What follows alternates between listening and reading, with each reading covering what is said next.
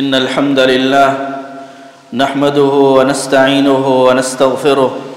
ونعوذ بالله من شرور أنفسنا ومن سيئات أعمالنا من يهده الله فلا مضل له ومن يضلل فلا هادي له أشهد أن لا إله إلا الله وحده لا شريك له وأشهد أن محمدا عبده ورسوله اللهم صل على محمد وعلى آل محمد كما صليت على إبراهيم وعلى آل إبراهيم إنك حميد مجيد اللهم بارك على محمد وعلى آل محمد كما باركت على إبراهيم وعلى آل إبراهيم إنك حميد مجيد أما بعد فإن خير الحديث كتاب الله وخير الهدي هدي محمد صلى الله عليه وسلم وشر الأمور محدثاتها وكل محدثة بدعة وكل بدعة ضلالة وكل ضلالة في النار يا أيها الذين آمنوا اتقوا الله حق تقاته ولا تموتن إلا وأنتم مسلمون يا أيها الناس اتقوا ربكم الذي خلقكم من نفس واحدة وخلق منها زوجها وبث منهما رجالا كثيرا ونساء واتقوا الله الذي تساءلون به والأرحام إن الله كان عليكم رقيبا يا أيها الذين آمنوا اتقوا الله وقولوا قولا سديدا يصلح لكم أعمالكم ويغفر لكم ذنوبكم ومن يطع الله ورسوله فقد فاز فوزا عظيما أما بعد فقد قال الله عز وجل في محكم تنزيله أعوذ بالله من الشيطان الرجيم بسم الله الرحمن الرحيم شهر رمضان الذي أنزل فيه القرآن اللہ رب العالمین جو ہمارے خالق و مالک ہیں، جنہوں نے اپنی رحمتیں اپنے بندوں پر نازل کرنے کے لیے بہت سارے اعمال، اقوال، افعال، اوقات مقرر کر رکھے ہیں کہ انسان جب وہ کام کرتا ہے یا ان اوقات میں کام کرتا ہے تو اللہ رب العالمین کی بیش بہار رحمتیں انسانوں اور اللہ کے بندوں پر نازل ہوتی ہیں۔ رمضان المبارک کا مہینہ جس کی آمد ہے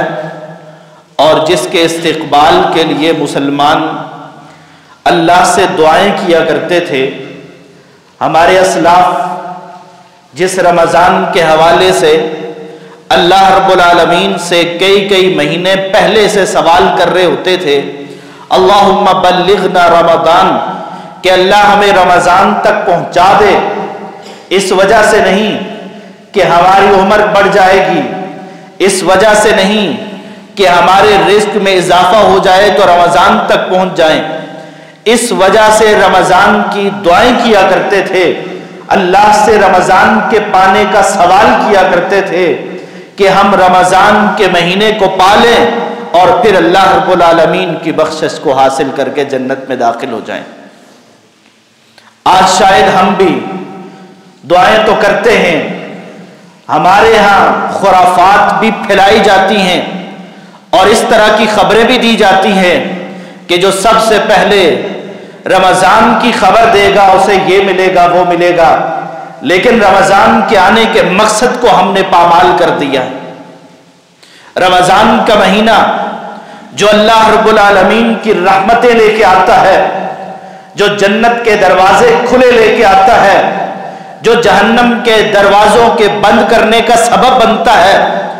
جو شیطان جیسے بدترین دشمن سے حفاظت کا سبب بن کے آتا ہے،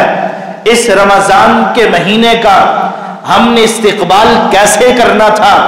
ہم نے اس مہینے میں کرنا کیا تھا اور اس مہینے کا احترام کیسے تھا، اس مہینے کو پا کے رب کی رحمتوں کے مستحق کیسے بن سکتے تھے، شاید ہمیں اس بات کی پرواہ نہیں ہوتی۔ سال ہا سال ہماری زندگیوں میں رمضان کا مہینہ آتا ہے، روٹین کے مطابق آیا، چلا گیا، رخصت ہو گیا اور ہم وہیں کے وہیں کھڑے ہوتے ہیں، نہ رب کی رحمتیں حاصل کر سکتے ہیں، نہ رب کی طرف سے جنت کا پروانہ حاصل کر سکتے ہیں تو پھر ہمارے جیسا محروم کوئی نہیں ہے۔ آئیے رمضان کے استقبال کے طور پہ اس رمضان میں اپنے آپ کو بدلنے کا عزم کیجئے کہ یہ رمضان کا مہینہ میری زندگی میں آئے گا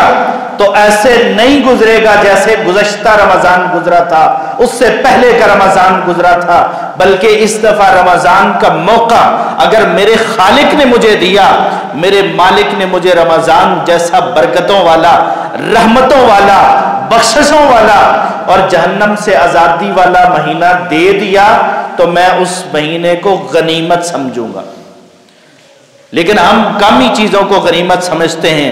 ہم اللہ کی نعمتیں جب ہمارے اوپر ہوتی ہیں ان کی پرواہ نہیں کرتے، ان کی قدر نہیں کرتے، اور جب وہ چلی جاتی ہیں تو پھر ہمیں خیال ہوتا ہے کہ یہ تو بڑا قیمتی مہینہ تھا۔ آئیے اس مہینے کے آنے سے پہلے اس کی قدر و منزلت کو سمجھ لیجئے اور اس مہینے کو اپنے لیے قیمتی بنائیے۔ یہ وہ مہینہ جس میں اللہ رب العالمین نے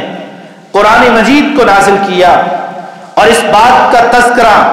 کہیں اللہ رب العالمین اس انداز میں کرتے ہیں اِنَّا أَنزَلْنَاهُ فِي لَيْلَةٍ مُبَارَكَةٍ کہ ہم نے قرآن کو برکت والی رات میں نازل کیا ہے، اور وہ رات کب ہے؟ اللہ رب العالمین اس مہینے کا تذکرہ کرتے ہوئے فرماتے ہیں شہر رمضان الذی انزل فیہ القرآن کہ رمضان کا مہینہ وہ ہے جس میں قرآن کا نزول ہوا ہے، اور کون سی رات میں ہوا؟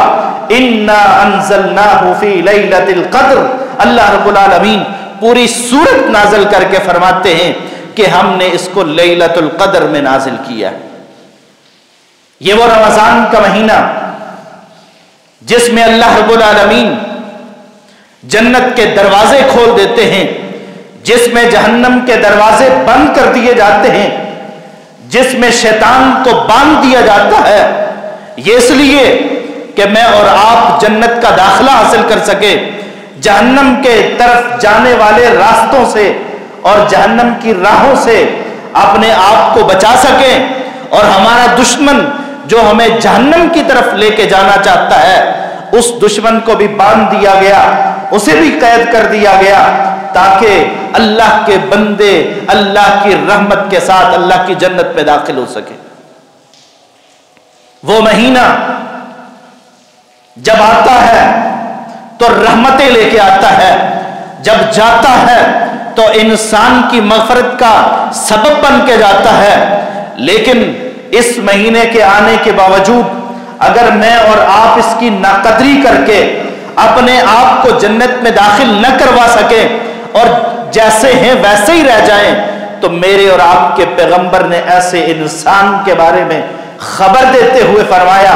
جب آپ نے منبر کی 3 سیڑھیوں پہ قدم رکھتے ہوئے آمین آمین اور آمین کہا تھا اور صحابہ نے سوال کیا تھا اللہ کے رسول آج آپ نے وہ کام کیا ہے جو اس سے پہلے کبھی نہیں کیا، آج آپ منبر پہ تشریف فرما ہوئے، آپ نے کوئی بات تو نہیں کی لیکن آپ نے آمین کہا ہے، تو کس بات پہ کہا ہے؟ آپ نے تینوں آمین کے بارے میں بتایا، اور ان میں سے ایک سبب یہ بھی تھا، اللہ کے رسول فرماتے ہیں جس انسان کی زندگی میں رمضان کا مہینہ آ جائے اور رمضان کے مہینے کے آنے کے باوجود وہ اپنے آپ کو اللہ کی رحمتوں کا مستحق بنا کے جنت میں داخل نہ ہو سکے تو وہ ہلاک ہو جائے اور برباد ہو جائے۔ جہاں اس کے آنا بہت بڑی سعادت کی بات ہے، اس مہینے کا پا لینا بہت بڑی سعادت کی بات ہے، وہاں پہ اس مہینے کی ناقدری کر کے اپنے آپ کو رب کی رحمتوں کا مستحق نہ بنا سکنا یہ بہت بڑی محرومی کی بات بھی ہے۔ میرے اور آپ کے پاس جتنا مہمان بڑا آنے والا ہوتا ہے اس کی قدر کر کے انسان اتنا ہی مقام پاتا ہے، عزت پاتا ہے، مرتبہ پاتا ہے، لیکن اگر اس بڑے کی نہ قدری کی جائے تو اتنا ہی انسان بدنام بھی ہوتا ہے، اتنا ہی اسے برا بھی سمجھا جاتا ہے۔ رمضان یہ رب کا وہ مہمان میرے اور آپ کے پاس آنے والا ہے کہ اگر ہم اس کی قدر کریں گے تو جنت میں داخلے کا سبب بن جائے گا، اور اگر اس کی ناقدری کریں گے تو پھر جنت میں داخلے کے بجائے جہنم کے راستے کے ہم ایندھن بن جائیں گے۔ اور یہ مہینہ جہاں میرے اور آپ کے لیے کامیابیوں کا، کامرانیوں کا سبب بن کے آ رہا ہے، اس مہینے کا ہم نے استقبال کیسے کرنا ہے، اس میں ہم نے کرنا کیا ہے؟ سب سے پہلے اس بات کا خیال رکھیے کہ میرا کام بہت اہم ہو سکتا ہے، میری محنت مزدوری بہت لازمی ہو سکتی ہے، میں نے بچوں کا پیٹ بھی پالنا ہے، میری دکانداری بھی ہونی چاہیے، میں آفس میں ملازم بھی ہو سکتا ہوں، لیکن یہ سارے کام ثانوی حیثیت رکھتے ہیں۔ اس مہینے کو میرے رب نے بھیجا ہے، اس میں رب نے روزے فرض کیے ہیں۔ اگر میں مسافر نہیں ہوں، اگر میں بیمار نہیں ہوں، میرے اوپر میرے رب کا حکم نافذ ہوگا اور میں اس مہینے کے روزے رکھوں گا تو تب اس کی میں برکتیں حاصل کر سکتا ہوں۔ یا ایھا الذین آمنوا کتب علیکم الصیام کما کتب علی الذین من قبلکم لعلکم تتقون۔ اللہ رب العالمین فرماتے ہیں، اے ایمان والو، رمضان کے مہینے کے آنے کی خوشیاں منانے والوں، اس کا استقبال کرنے والوں، اس کے آنے پہ خوش ہونے والوں، یاد رکھو کتب علیکم الصیام، ہم نے تمہارے اوپر روزے فرض کیے ہیں، تم نے روزے رکھنے ہیں۔ رمضان کے مہینے کے آغاز سے لے کر اختتام تک تمہارے اوپر لازم ہے فمن شہد منکم الشہر فلیصم، کہ وہ اس مہینے کے روزے رکھے۔ اگر رمضان آیا لیکن مجھے روزے رکھنے کی توفیق نہیں ملی، میں نے کہیں ہلکی پھلکی بیماری کو بہانہ بنا لیا، کہیں میں نے اپنے کام اور محنت مزدوری کا بہانہ بنا لیا، اور کبھی میں نے سمجھا ہاں روزے تو رکھوں گا لیکن اگر روزے رکھے تو بھوکا مر جاؤں گا، اور بچوں کا پیٹ کون پالے گا اگر میں کماؤں گا نہیں، لہذا محنت کرنا، بچوں کا پیٹ پالنا بھی ضروری ہے، روزے بھی ضروری ہیں، لیکن روزے تو اللہ معاف کرنے والا ہے، غفور الرحیم ہے، معاف کر دے گا، میں اپنی محنت کر لوں، مزدوری کر لوں، کام کر لوں، بس اپنے بچوں کا پیٹ پال لوں۔ اگر یہ سودا کر لیا اس نے، اپنی محنت مزدوری کے بدلے رمضان کے روزوں کو چھوڑ دیا اور ترک کر دیا، تو یاد رکھنا ساری زندگی بھی روزے رکھتا رہے، وہ اس ایک روزے کے اجر و ثواب کو بھی نہیں پا سکتا۔ اور پھر بغیر کسی سبب کے، بغیر کسی شرعی مقبول عذر کے جو انسان روزہ نہیں رکھتا وہ کبیرہ گناہ کا ارتکاب کر رہا ہے اور اپنے رب کو ناراض کر رہا ہے۔ رمضان تو آیا تھا اللہ کو راضی کرنے کے لیے، لیکن اس نے سب سے پہلا فریضہ چھوڑ کے، روزے چھوڑ کے جو اللہ نے لازم کیے تھے، جو اللہ نے فرض کیے تھے، اپنے آپ کو صاحب ایمان بھی کہتا ہے، مومن بھی کہتا ہے، مسلمان بھی کہتا ہے، اسلام کا ٹھیکیدار بھی سمجھتا ہے، لیکن حالت یہ ہے کہ 30 روزے رکھنے کو تیار نہیں ہے۔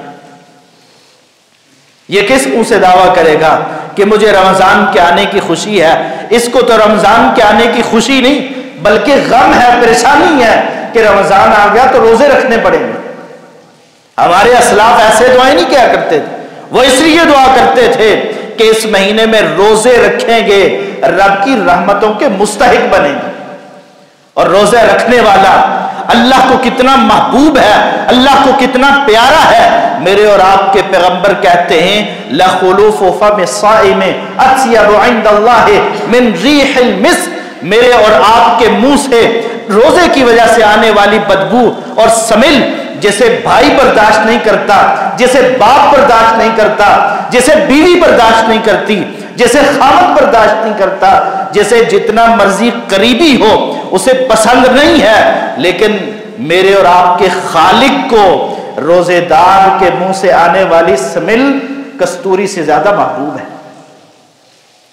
اور پھر اس کے لیے اجر و ثواب کتنا رب نے تیار کر رکھا ہے کہ جب انسان تنہائیوں میں رب کو حساب دے رہا ہوگا اور رب کے سامنے کھڑا کانپ رہا ہوگا، پسینے میں ڈوبا ہوا ہوگا، اسے وہاں نیکیوں کی ضرورت ہوگی اور اللہ رب العالمین اس روزے کی وجہ سے اسے بغیر حساب و کتاب کے اجر و ثواب سے نواز رہے ہوں گے۔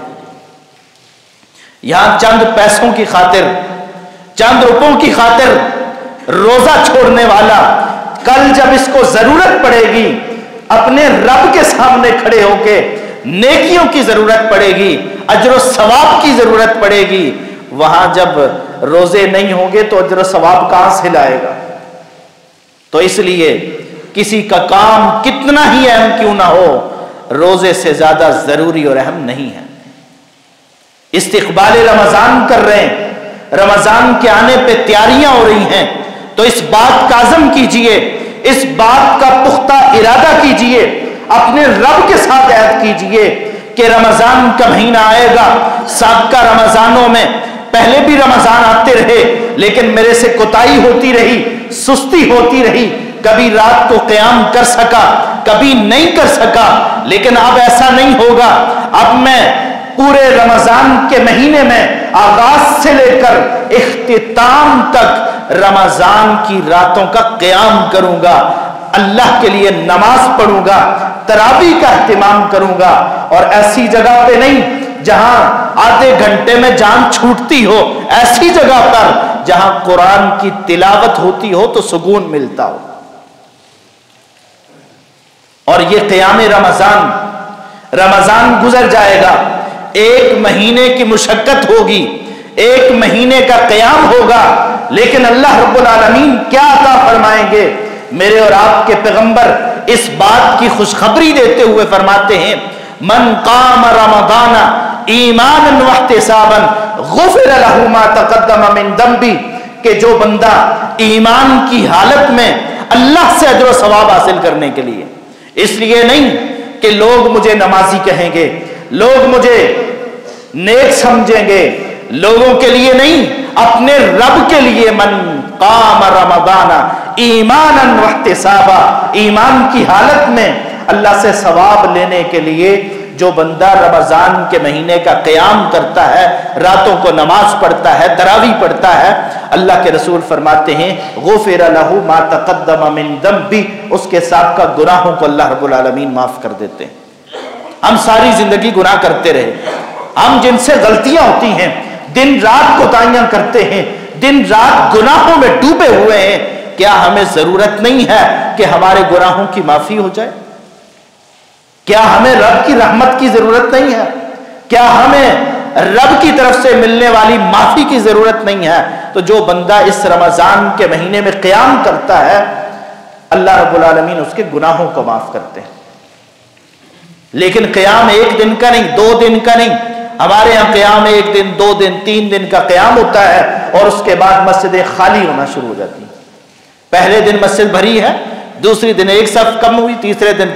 2 صفیں کم ہو گئی، آگے پھر کم ہوتے ہوتے وہی جو روٹین کے نمازی بچتے ہیں وہی باقی رہ جاتے ہیں۔ لیکن یاد رکھیں، اگر آپ رمضان کو اپنے لیے ذریعہ نجات بنانا چاہتے ہیں، آپ رمضان کے آنے پہ خوش ہیں، راضی ہیں، رب سے دعائیں کر رہے ہیں اللہم بلغنا رمضان، کہ اللہ ہمیں رمضان تک پہنچا، تو پھر اس بات کا بھی ارادہ کیجئے کہ اس رمضان کے مہینے میں نے پورے مہینے کا قیام کرنا ہے، میں نے پورے قرآن کی تلاوت سننی ہے، میں نے نماز میں کھڑے ہو کے رب کے سامنے کھڑے ہو کے قیام کی حالت میں رب کے کلام کو سننا ہے۔ ہاں، دن بھر میں کام کروں گا، لیکن یہ کام پورا سال ہوتے رہیں گے۔ یہ رمضان کا مہینہ پھر 11 مہینوں کے بعد نصیب ہوگا۔ اگر اس چانس کو، اس موقع کو ضائع کر دیا، اس سیزن کو گزار دیا سو کے، تو پھر یہ کام تو ہوتے رہیں گے، لیکن رمضان کے آنے کا مقصد ہم پورا نہیں کر سکیں۔ پھر عزم کیجئے اس بات کا بھی، اگر آپ رمضان کے آنے پہ خوش ہیں، راضی ہیں، رمضان کا استقبال کر رہے ہیں، تو اس رمضان کا استقبال قرآن کے ساتھ کیجئے۔ وہ قرآن جو اس مہینے میں نازل ہوا، وہ قرآن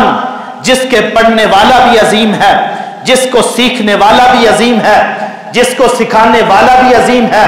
جس کی تلاوتیں کرنے والا بھی وہ اللہ کے قریب ہو جاتا ہے، اور جس قرآن کی تلاوت کرنے کی وجہ سے اللہ رب العالمین عزتیں، عروج، بلندیاں عطا کرتے ہیں، اس قرآن کی تلاوت کو اپنی روٹین بنائیے۔ اور جب رمضان کے مہینے میں اس قرآن کے ساتھ تعلق بن جائے تو اس کا یہ مطلب نہیں ہے کہ رمضان کا مہینہ جائے ہمارے ہاتھوں سے قرآن چھوٹ جائے. یہ رویہ، یہ کردار، یہ بے وفائی کرنے والوں کا کام ہوتا ہے. وفا جو قرآن کے ساتھ کرتے ہیں وہ ایک دفعہ قرآن کے ساتھ جڑ جائیں تو پھر اسے چھوڑا نہیں کرتے. لیکن رمضان کے مہینے میں بالخصوص قرآن مجید کی کثرت سے تلاوت کرنا، نبی کریم صلی اللہ علیہ وسلم ہر سال حضرت جبریل علیہ السلام کے ساتھ قرآن مجید کا دور کیا کرتے تھے. اور آپ کی زندگی کا جو آخری رمضان تھا اس میں اللہ کے رسول نے 2 مرتبہ قرآن مجید کا دور کیا. یہ قرآن کا مہینہ ہے، اس میں قرآن سنیے بھی، نماز تراویح میں کھڑے ہو کے قرآن کی تلاوت سنیے اور پھر قرآن مجید کو پڑھیے اور کوشش کریں کہ قرآن مجید کو سمجھ کر پڑھنے کا اہتمام کریں. تو قرآن کی تلاوت، اگر مجھے تلاوت نہیں آتی، میں رمضان کے آنے سے پہلے کے دنوں میں کوشش تو کر سکتا ہوں. اگر میں اچھی طرح سے پڑھ سکتا ہوں تو اللہ کے پیغمبر کہتے ہیں الباہر بالقرآن مع السفرۃ الکرام بررا، جو قرآن پڑھنے کی مہارت رکھتا ہے، جو صحیح طرح سے قرآن پڑھ سکتا ہے، اللہ کے رسول کہتے ہیں وہ قیامت والے دن پاک باز فرشتوں کے ساتھ ہو. اور جو اچھی طرح سے تلاوت کر سکتا ہے اس کی فضیلت اپنی جگہ پہ، لیکن جو اٹک اٹک کے پڑھتا ہے، جس کے لیے پڑھنا دشوار ہوتا ہے، مشکل ہوتا ہے، قرآن صحیح طرح سے نہیں پڑھ سکتا لیکن کوشش کرتا ہے کہ میرے رب کا پیغام ہے، میں نے اس کو پڑھنا ہے، اللہ کے پیغمبر کہتے ہیں اسے اللہ رب العالمین ڈبل اجر عطا فرماتے ہیں. پھر رمضان آ رہا ہے، اس کے استقبال کے لیے ہم تیار ہیں تو ذکر و اذکار، دعائیں، استغفار، اس کے لیے بھی تیار رہیے. یہ تو استغفار کا مہینہ ہے، ہم نے اپنے رب سے معافی مانگنی ہے. جو زندگی بھر گناہ کرتے رہے ہم، اس پہ اپنے رب سے توبہ کرنی ہے، استغفار کر کے آئندہ گناہوں کو چھوڑنے کا ہم نے عزم کرنا ہے. اگر رمضان ہماری زندگی میں آیا اور ہم گناہوں کو نہیں چھوڑ سکے، ہم نے رمضان کی ناقدری کی ہے، ہم نے رمضان کے مہینے کے اس چانس کو ضائع کر دیا. کثرت سے اللہ کا ذکر، اللہ کو یاد کرنا، صبح و شام اپنے رب کا ذکر اور اپنے رب کو یاد رکھنا. جس رب کے لیے ہم حلال چیزیں چھوڑ رہے ہوتے ہیں، اس رب کے لیے اس کے بعد حرام کو بھی ترک کر دینا. اللہ سے معافی مانگ لینا. اس سے پہلے میری زندگی میں سودی معاملات تھے، اس کے بعد نہیں ہوں گے، کیونکہ رمضان نے مجھے سمجھا دیا کہ تو نے حلال رب کے لیے چھوڑا ہے، حرام کو بھی رب کے لیے چھوڑ.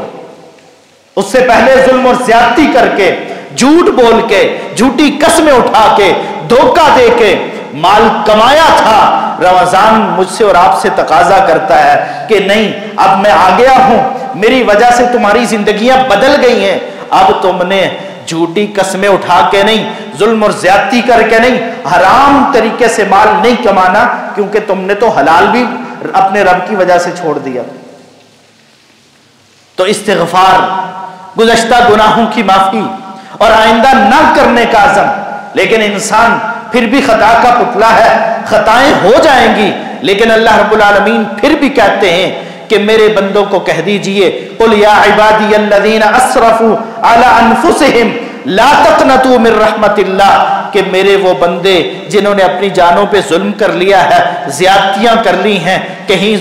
شرک کر کے اس نے ظلم کیا ہے، کہیں دوسروں کا مال حرام طریقے سے کھا کے ظلم کر لیا ہے، کہیں کسی اور طریقے سے ظلم کر لیا ہے، کہیں کوئی گناہ کر کے ظلم کر لیا ہے، تو اپنے رب کی رحمت سے مایوس نہ ہونا، اپنے رب سے معافی مانگ لے. یہ رمضان کا مہینہ جب آ رہا ہے تو میرے اور آپ کی یہ تربیت بھی کرے گا اور اس استقبال کے لیے بھی تیار رہیے کہ میں نے رمضان کے مہینے میں اپنے رب کے راستے میں خرچ کرنا ہے، میں نے اللہ کے راستے میں خرچ کرنا ہے.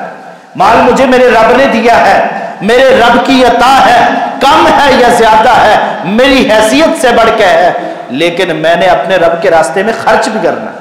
میرے اور آپ کے پیغمبر اس رمضان کے مہینے کا استقبال ایسے کیا کرتے تھے، آپ تو ہر وقت ہی اللہ کے راستے میں خرچ کرنے والے، لیکن رمضان کا مہینہ آتا صحابہ کہتے ہیں اللہ کے پیغمبر اللہ کے راستے میں ایسے خرچ کرتے تھے جیسے تیز آندھیاں چلتی ہیں، تیز ہوائیں چلتی ہیں،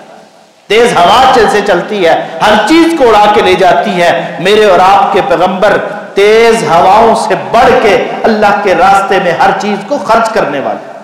آپ کے پاس مال ہے آپ اسے خرچ کیجئے، آپ کے پاس اخلاق ہے آپ اسے خرچ کر دیجئے، آپ کے پاس علم ہے آپ اسے خرچ کیجئے، آپ کو اللہ نے جو نعمت دی ہے آپ اللہ کے راستے میں اسے خرچ کیجئے، اللہ کی رضا کے لیے استعمال کیجئے، اللہ رب العالمین اور زیادہ عطا فرما دیں گے۔ اللہم آت منفقا خلفا، یہ دعا میں اور آپ بھی حاصل کر سکتے ہیں کہ رب کے فرشتے اس انسان کے لیے دعائیں کرتے ہیں جو اللہ کے راستے میں خرچ کرتا ہے کہ اللہ خرچ کرنے والے کو اور زیادہ عطا فرما۔ تو آئیے اس رمضان کے استقبال میں ہم تیاری کر لیں کہ میں نے اللہ کے راستے میں روزانہ کی بنیاد پہ خرچ بھی کرنا ہے، میں نے سحری اور افطاری کا بندوبست بھی کرنا ہے، کیونکہ جو بندہ کسی کی افطاری کرواتا ہے اسے بھی روزہ رکھنے والے کے برابر اجر و ثواب ملتا ہے۔ ایک اپنے روزے کا اجر و ثواب اور دوسرا کسی کا روزہ افطار کروا دیا، کسی کے سحری کا انتظام کر دیا، کسی کی افطاری کا انتظام کر لیا، اللہ رب العالمین اس کو بھی روزہ رکھنے والے کے برابر اجر و ثواب عطا فرماتے ہیں۔ تو اللہ کے راستے میں خرچ کرنا۔ جب آخری عشرے کا آغاز ہوتا، میرے اور آپ کے پیغمبر شد مئزرہ وایقظ اہلہ، آپ کی حالت یہ ہوتی کہ آپ کمر بستہ ہو جاتے اور اپنے گھر والوں کو بھی جگاتے، پوری پوری رات قیام کرتے، ان راتوں کو تلاش کرتے، اور آپ نے فرمایا آخری عشرے کی تاک راتوں میں اس رات کو تم تلاش کرو۔ لیکن ہم آخری عشرے کی تاک راتوں میں پتہ کیا تلاش کرتے ہیں؟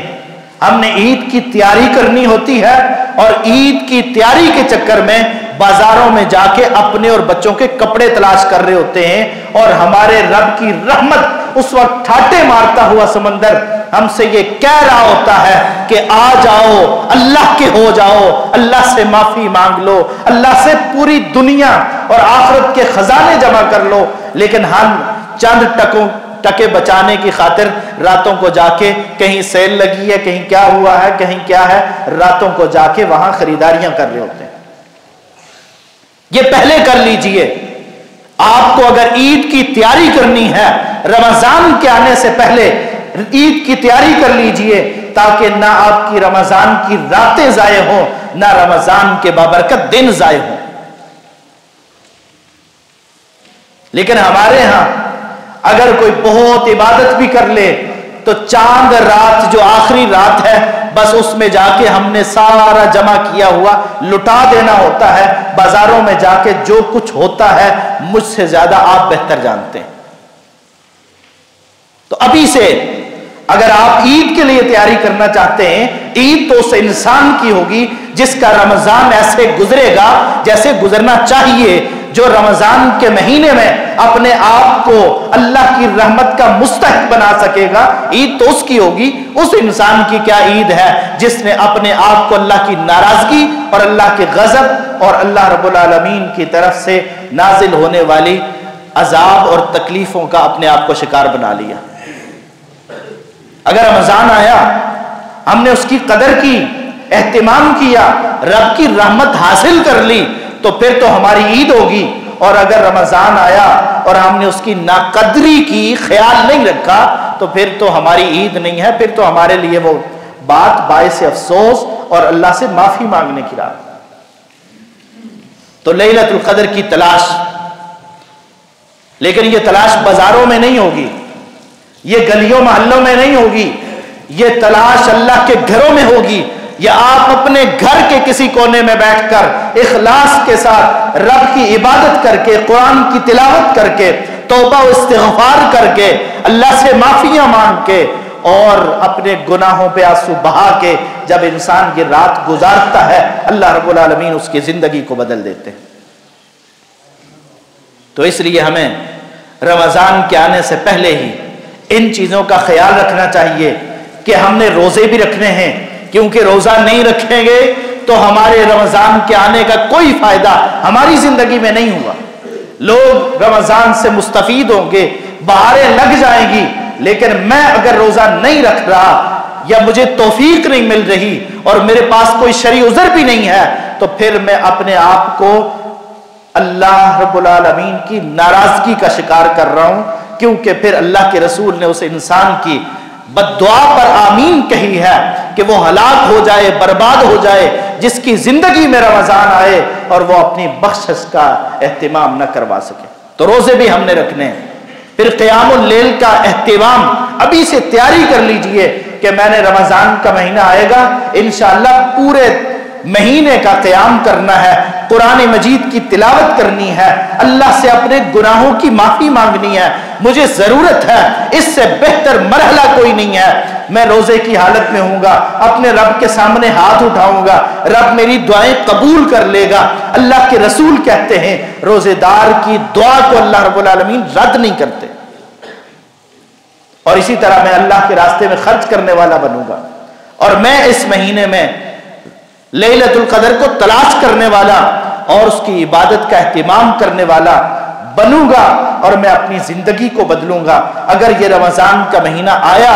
اور ہماری زندگیوں کو بدل کے چلا گیا تو یقیناً ہمارے لیے یہ رحمت بن کے آیا، اور اگر رمضان کا مہینہ آیا چلا گیا اور ہم نہیں بدلے تو پھر ہمارے لیے رحمت بن کے نہیں بلکہ زحمت بن کے گیا ہے۔ اللہ رب العالمین رمضان کی رحمتوں کو حاصل کرنے اور اس کا صحیح استقبال کرنے کی ہمیں توفیق عطا فرمائے۔ جو کہا، جو سنا، اس میں جو غلطی کوتاہی ہوئی اللہ رب العالمین اس سے درگزر فرمائے، اور جو صحیح بات ہوئی اس پر عمل کرنے کی توفیق عطا فرمائے۔ وآخر دعوانا ان الحمد للہ رب العالمین۔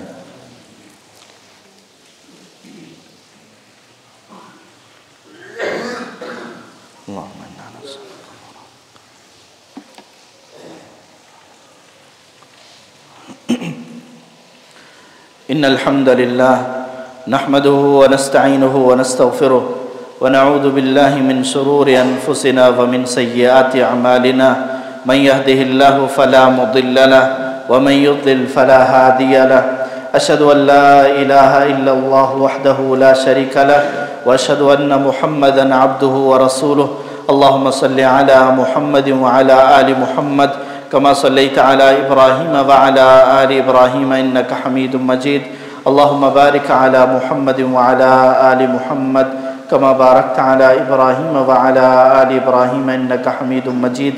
اللهم إنا نسألك الهدى والتقى والعفاف والغنى اللهم أرنا الحق حقا وارزقنا اتباعه وأرنا الباطل باطلا وارزقنا اجتنابه اللهم علمنا ما ينفعنا وزدنا علما اللهم اشف مرضانا وارحم موتانا اللهم انصر إخواننا المستضعفين في كل مكان اللهم انصر إخواننا في فلسطين اللهم انصرهم نصرا عزيزا اللهم انصر إخواننا في غزة اللهم انصرنا ولا تنصر علينا